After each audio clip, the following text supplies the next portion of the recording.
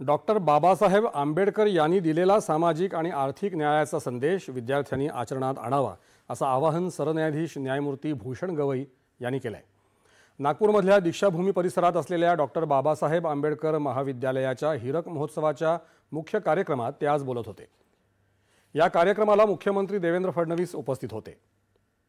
फक्त काही खोल्यांमध्ये सुरू झालेल्या या महाविद्यालयात आज विविध शाखांचं शिक्षण दिलं जात असल्याबद्दल गवई यांनी आनंद व्यक्त केला।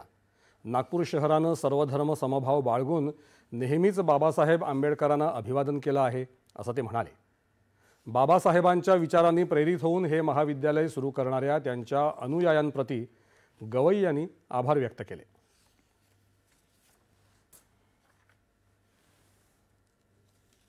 शून्यामधून आज एक मोठी इन्स्टिट्यूट निर्माण झालेली आहे।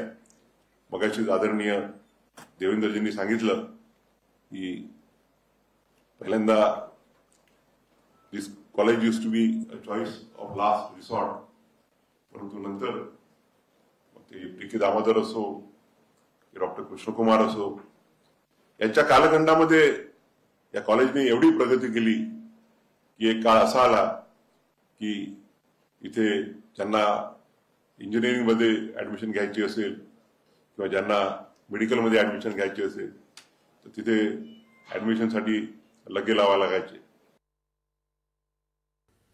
डॉक्टर आंबेडकर विधी महाविद्यालयानं समाज परिवर्तनाचं माध्यम म्हणून काम करावं असं आवाहन मुख्यमंत्री देवेंद्र फडणवीस यांनी केलं।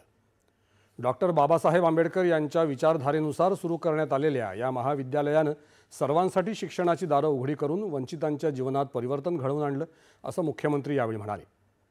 समाजातला वंचित घटक तसंच महिला वर्ग जोपर्यंत मुख्य प्रवाहात सामील होत नाही तोवर देशाचा विकास होणार नाही, ही बाबासाहेबांची संकल्पना या महाविद्यालयाच्या माध्यमातून पूर्ण होत आहे असंही मुख्यमंत्र्यांनी सांगितलं। बाबासाहेबांचं नाव एखाद्या संस्थेला देणं तर त्याकरता लिगसी देखील तशीच तयार करावी लागते।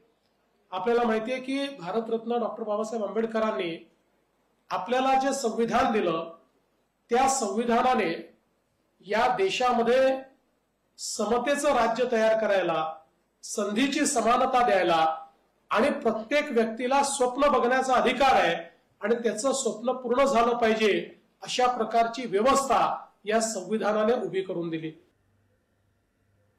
हे महाविद्यालय भविष्यातही आपला उत्कृष्टतेचा प्रवास सुरू ठेवेल अशा शुभेच्छाही मुख्यमंत्र्यांनी